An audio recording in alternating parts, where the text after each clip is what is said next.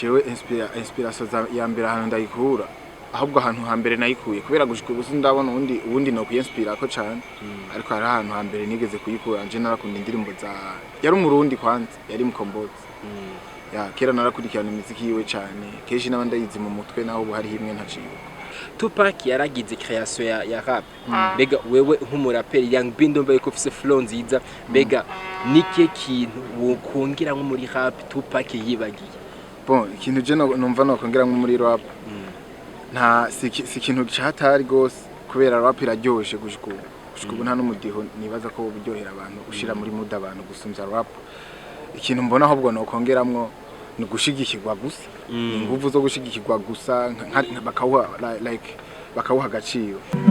ni lazima umwanya ni munini twe dukora tudahema hazogera igihe na twebwe tuze turihemba kandi tuzobikura mu kazi ko kuririmba tugakoze neza tabirimwe ibyo curi intimba bimwe byo gufyina babone ko atabihari tuze dukura neza dutakwana imidari ndazabo bishobora DJ barahari.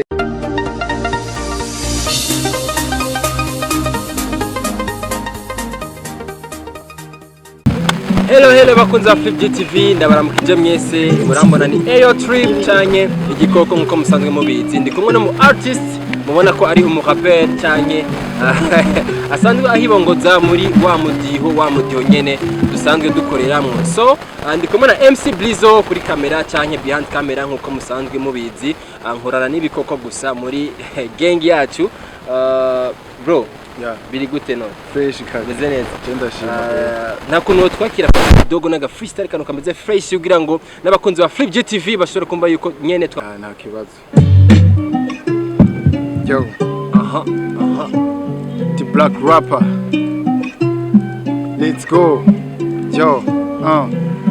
ni lazima umwanya ni munini twe dukora tudahema hazogera igihe na twebwe tuze turihemba kandi tuzobikura mu kazi ko kuririmba tugakoze neza tabirimwe ibyo curi intimba bimwe byo gufyina babone ko atabihari tuze dukura neza dutakwana imidari ndazabo bishobora DJ barahari shit yeah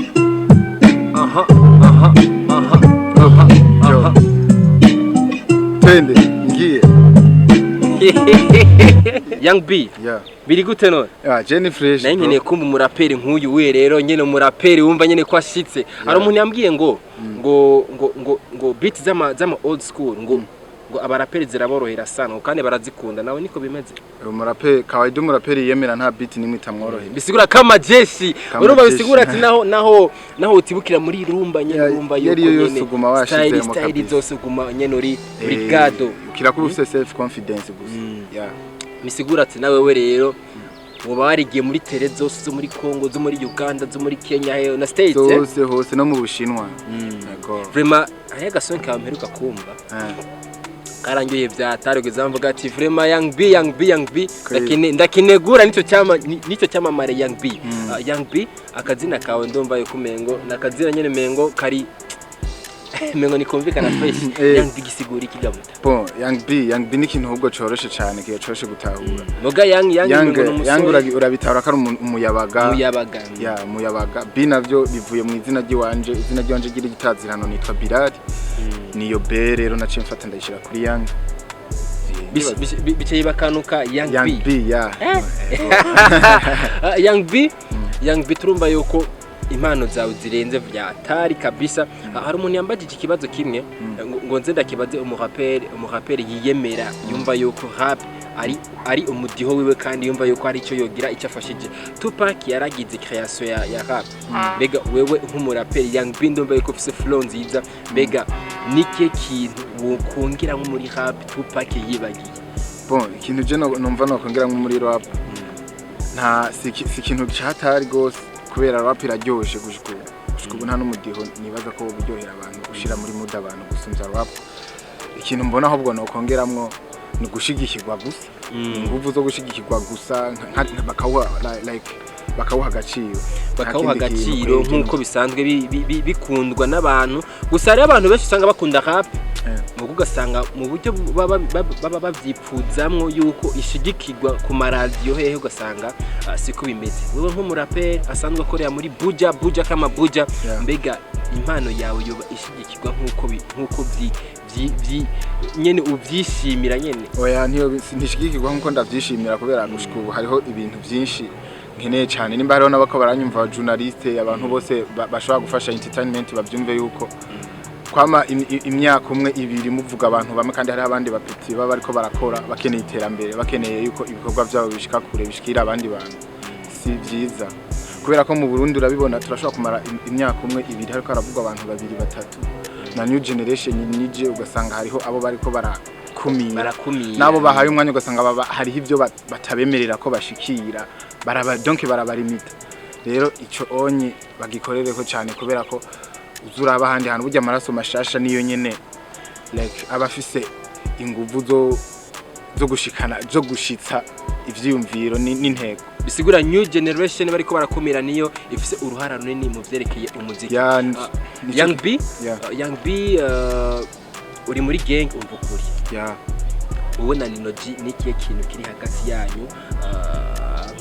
nk'abaririmbyi cewe na Ninoji ikintu kiri hagati yacu cambere n'urukundo kindi urukundo gusa gukunda ivyo dukora gukunda ivyo mwakora gukunda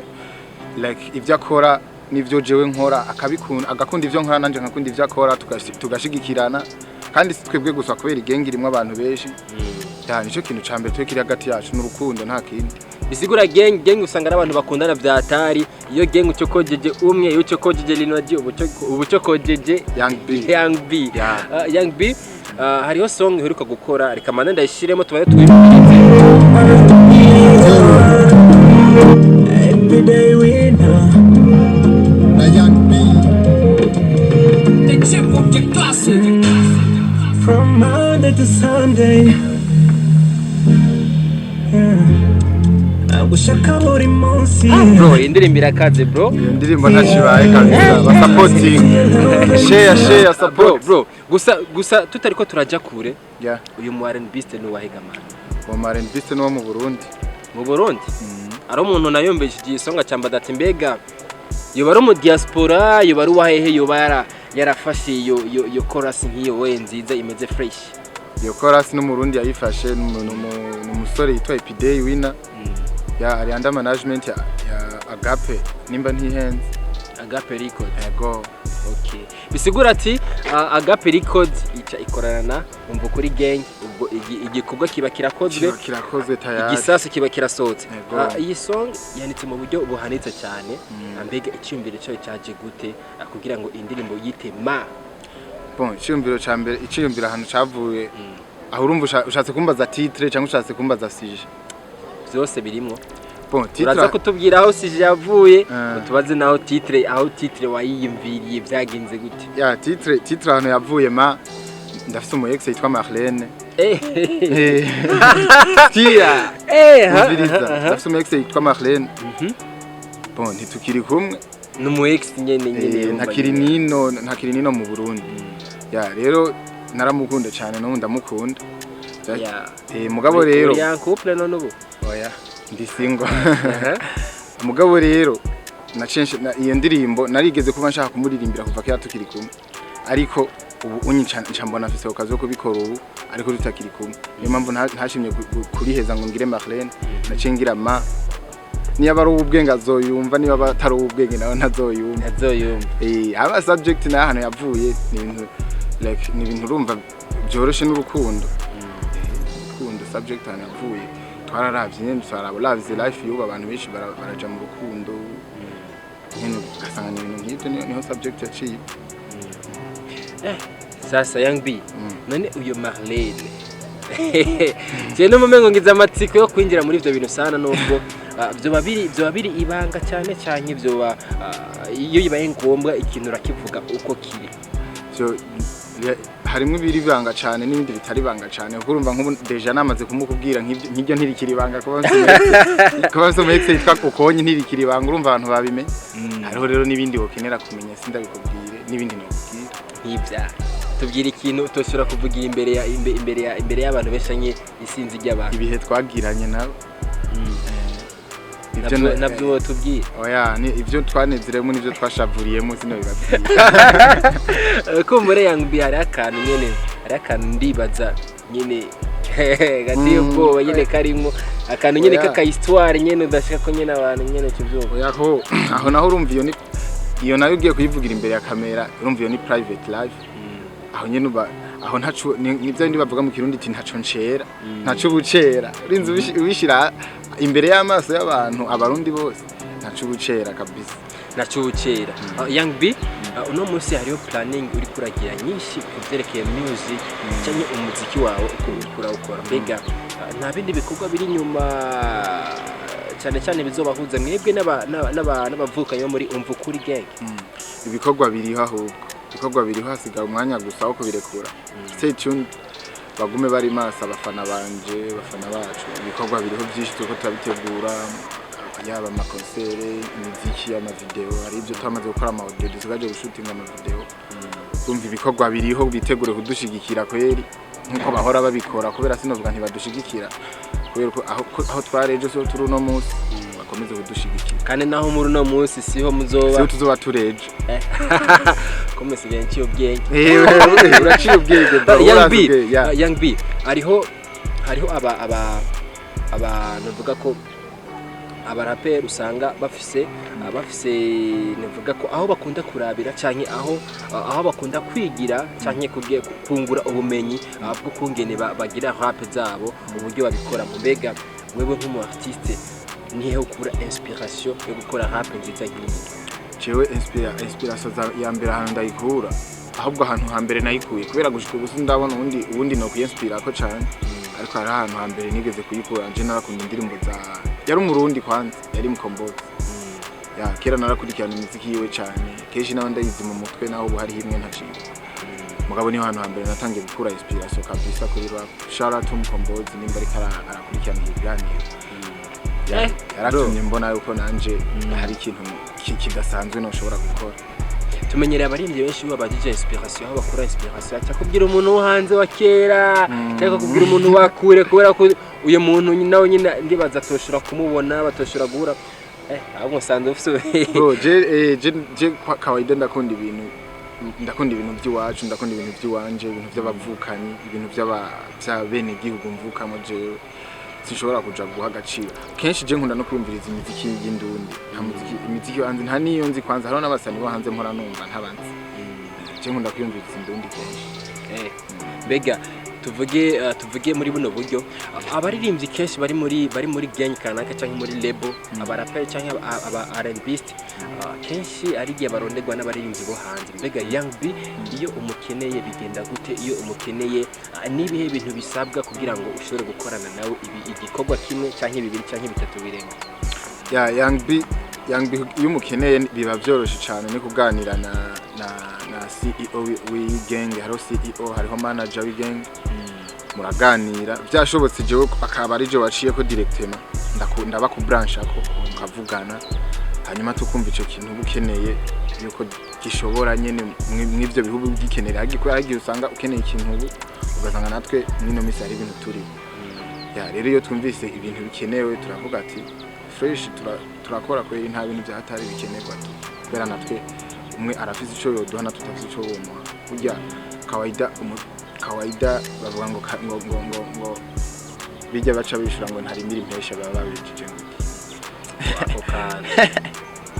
abarundi akora kurikirana iganiro ako kana ndabizi naho nokabaza MC nako yoto kana nakubwiye baca bishura ati ntarimbira impesha ako kana karatuzaniye kwe muga nta muri commentaire naco reka tubandanye kenshi na kenshi hari igihe usanga hari ama beef hagati y'abaraperi n'abandi mbega ivyo bihe ntibiraba kuri wewe nka Young kujya muri beef n'abandi baraperi oya ntibirashika nibaza ko bizona naho bizoshikana yaza ko tazaba bivuye kuri jewe kubera jewe kawaida ni one love novuga ndumurasta ku mutima ndumurasta nta muntu twegera tugiranira ikibazo naho yokingirira jewe sinigera ndakimugira dorotu oya mbega Young B iyo tuvuze ikintu beef hari igihe ushobora kubashikana ku kintu cyatari cyanye ikabatibura mbega mu buryo bwo gukoramo beef kuba ari uburyo ubuhe beef gushika ubu nta na beef ndigera nkora n'umuntu kiretse oya nta beef ndigera nkora n'umuntu mu gihe byo babishitse tubona yuko hari inyungu yo tuzanira tukavyanaliza fresh jewe na gengi wanje tukavyanaliza neza tukabona ati iyi beef tuyikoze n'umuntu runaka twabiteguye guca birashaka gushika ahantu twoyikora nta kibazo mugabo nta beef ya strict niteze gukora nta niyo prevoy nani utegura Young B biramaze gushika ukandikira indirimbo undi mu artiste cyangwa undi muririmbyi w'umuraperi ndayimwandikira je kuyiririmba kubera iki nta urabinsaba kweri je ko atarape nzi ndabigusabye ntabyo wokora no bikora kabisa no bikora twobiganira kweri isimanya abantu bari under management cyangwa under gang usanga mengo biragoye ni ibintu birinda guca nyene mu muco nyene ibintu nyene usanga mengo oya urumva wowe iyo ushatse kubigira nawe bya danger bigira ibya danger urumva iyo ugiye iyo ushatse nawe yuko bica nyene under management cyangwa under igenge urumva bica hariya nyene mu kaganye iyo wabicishije na ko turashobora guhura nkawe tugahurira nk'ahantu duteranye kambwa ati bro ndakunda ukuntu uririmba nshaka kuzonyandikira akazi kukuntu nago harandevu nkavuga ati impino somene nzi ndapo akenshi iyo ntashe hanyuma ndakakwandikira ndagayije nkaje ndakagumva aho yabiciye mu buryo bworoshe ciye naho muri management numva naje hari gihe usanga ntaronse umwanya nyene ndi aleze wo kuvyandika ugasanga ukora naronka n'ibintu sinzi nta wamenya Young B turi mu musozi wa kino kiganiro mbega uno musi Young B nirihe terambere yifuza kuri we ndetse no kuri gang yiwe naho bifuza gushika cyangwa nk'ibikorwa bariko barategura numvise ko ari amashow ariho ama event yaturindiriye nk'aba journalist cyangwa aba fans b'umuziki ndundi bagejwe kugira ico bakoze mbega uno musi nizi planning cyangwa nirihe yerekwa nka wewe Young B vuga ati jewe uno musi ndakeneye ko ejo ndakeneye ko nzobona ibikorwa byanje bimeze kunuku na gang yanje ishitse ahanaka ikintu ca mbere ubunyi target ya mbere mbona afise nibaza ko jewe na gang yiwanje fate na gang yiwanje nibaza ko byo byiza dufise nka studio kawaida studio tukaba dufise dufise vyose ka studio ya enregistrement gusa ya audio gusa tukaba dufise n'aba director b'ama video ivyuma byose tuba ivyo tubifise kawaida ndumva yuko cyoba mu bintu bya mbere byo dufasha gusuguma impano zacu kubera talent turazifise kujya tubuza ivyo bintu nyene ayo ama video ama audio meza kawaida ico nico kintu ca mbere numva turonse numva yuko twaba tugomba bazi dutangira umushinge biterambere hanyuma after y'ivyo tukaje dutangira tukaronka rero kwivyo naho twabironka tudafise abadushigikira nk'ahantu twobwe cyo turonka abadushigikira media zikatwitaho fresh tugaza turabaha natwe ibikorwa bitumbereye bimeze neza nkuko tukaduza tukafashanya kuduzanya igihugu n'imiryango kuko iki gihugu kirimo imiryango yacu abasokuru bacu batoyi bacu twebwe wowe ni wakora ikintu kizanira inyungu igihugu uzobuzana inyungu muri rusanga abantu bose b'abarundi nico numva kandi one love yes Young B reka ndagushimire kuri kano kanya keze mwaduhaye ndetse mukaturyohereza n'ikiganiro ku mudiho ikiganiro benshi basanzwe bakunda kandi bakurikirane hano kuri Flip G mbega nake kajambo ushobora kubwira abariko baradukurikirana muri kano kanya akajambo ka mbere no vuga no banza nkakabwira mwebwe nkabashimira namwe kuba mwampaye no mwanya hari abandi bari bawukeneye ndibaza rero bishi bari bawukeneye mugabo nanje kuba mwahunzavye nanje nkaza nkawubaha namwe mwakoze ko mpuwe wanyu ko ntimubuzi ibindi mwabikora muko murakora aba ariko baradukurikirana nawe cyo nababwira no ko bogenda haje imbere gato bagakora subscribe bakora like share na comment kuri no TV yanyu bagaca basimbira no kuri channel ya YouTube ya Young B Black Rapper bagakora subscribe like share na comment muzaba muhejeje kudufasha gutera imbere kuma mutubona turi imbere yanyu nta kindi numva no yari jewe MP Ayo Trip hamwe na MC Blizo kuri kamera mukubahereza ibintu bimeze fresh mubandanye mugira ibihe byiza mugire like mugire share mugire subscribe tutibagenda na za channel zindi canke ama page ama Instagram turaziko navyo nyene mu byitwararika kugira ngo ibikorwa bibashe gushika kure kandi bitera imbere ciao